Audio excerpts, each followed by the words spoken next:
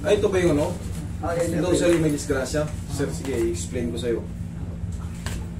Hindi pa talaga to, no? Patatagalin pa to ng tao. Basag sir yung ano mo eh. Buto mo. Papandage yan ba? Matagal pa. Ba't sabi ko nung Dr. Oki? Mga natin. Alam nyo kasi, ganito yan. Pag sinabing okay, nakakalakad na kayo. Hindi kayo nakakalakad. May latest ako. Yung August 1. Tapos na-check up. Paano masasabing okay? Pati doon sa mesa. Pati rin sa mesa may problema. Ito lang po sa... Yung latest ako. Ayun, yung fracture mo.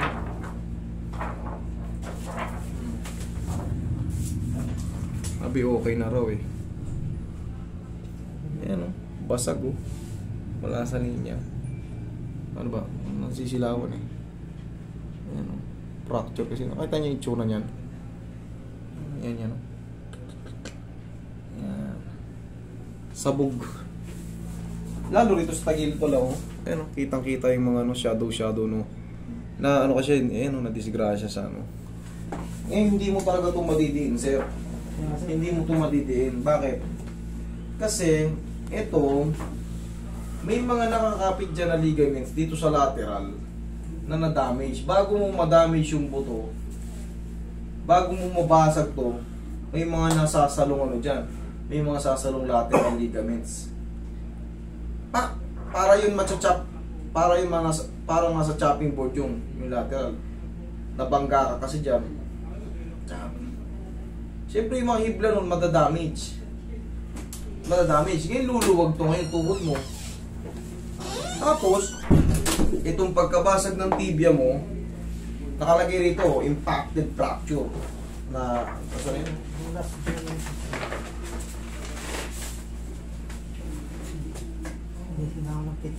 Fracture, tibial plateau. Right secondary to vehicular accident. Fracture.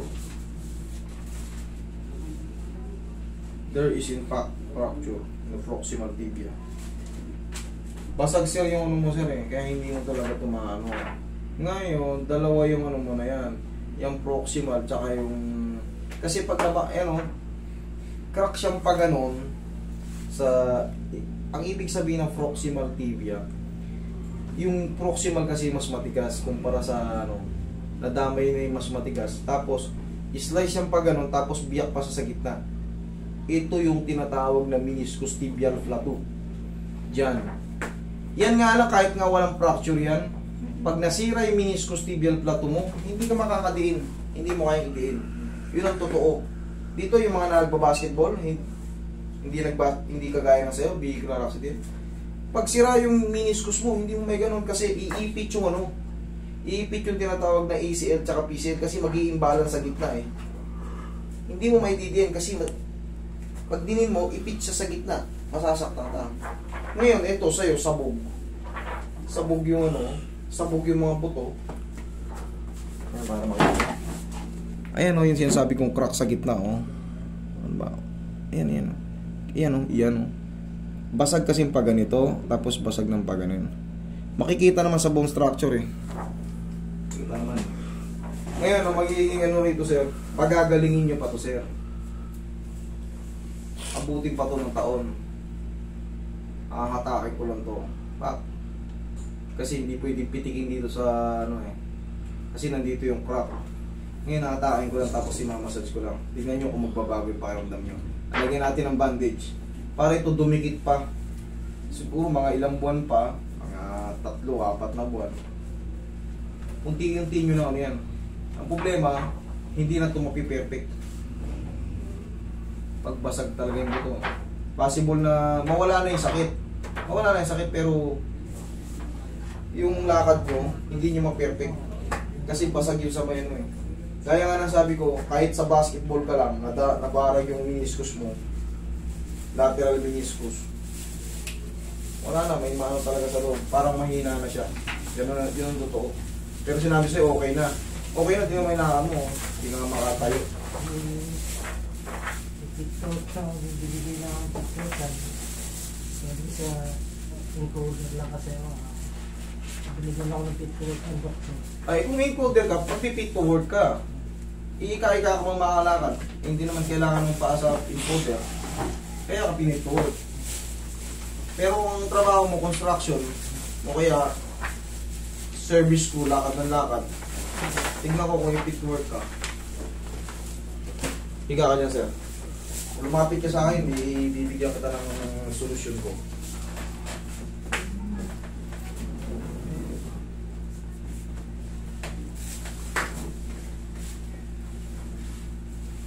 Sige, higa ka lang.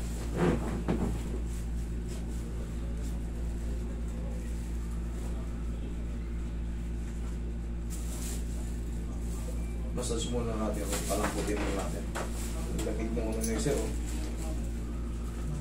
Dito, dito mainit, oh. Ito malamig, oh. Tingnan mo magkaiba yung pakiramdam. Oh. Iba rito, malamig. Pwede ka lang bandage, so makatakin na natin ito, eh. Wala namang basag dito, yung may basag, oh.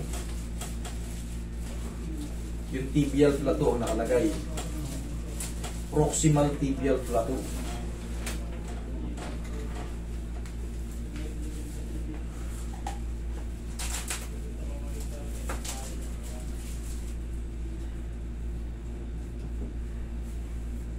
Pag nakahiga ka, sir, kahit ganun-ganunin mo na yung paa mo, palagi mo gaganyanin. Kasi para yung paggaling nitong mga ligaments dyan, naiingat siya.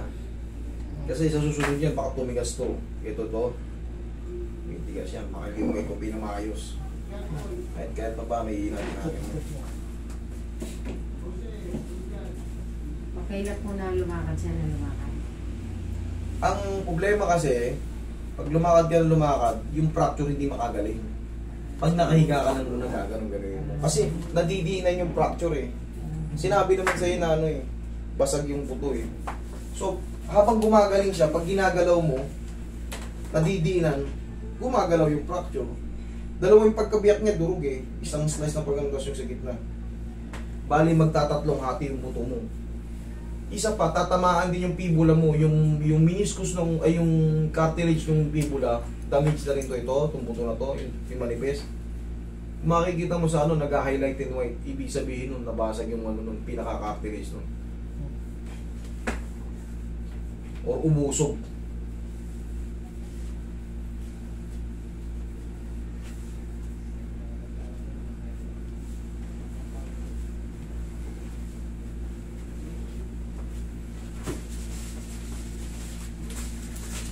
Uy, dito. Sige, dito ka lang. Last ka lang, sir. Tumunog mo. Thank you. Ako, tanggal na na ito. Saan pa kayo galing? Karlak. Tarlac.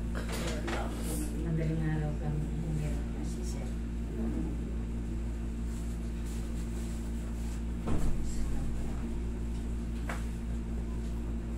Ito lang palagi, babandi siya mo to. Pag matutulog ka, dun mo lang tatanggalin. Yan lang. Parang bilis dumikit.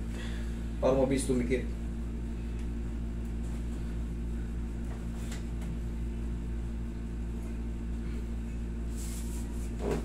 Ayun, tissue ko yun. Tapos pag nakahiga ka, madalas yung gawin. Ha? Matalas sa bante mo ka.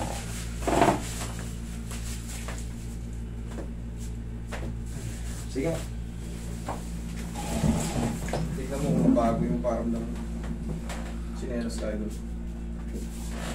Sige, tukod ka pa. Gabayan mo lang. Tignan mo yung day. Oo. Yung Nagbago, sir. baga.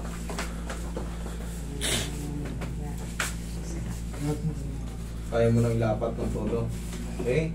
Ay doon, hayaan mo na muna makagaling yan. Medyo mga ilang buong pa yan. Titigas din yan. Kailangan kasi, maano muna, madepensahan yung basag. Didikit naman yun. Tapos mag-take ka ng mga buong vitamins, calcium, mga B. Bayonin yung kinutake ko. Basta mabilis siyang dumikit. Okay, dikit naman na siya kaso yung lining yung ano, gaya nga na sinabi ko, nabasag yung ano mo nun, meniscus tibial plateau.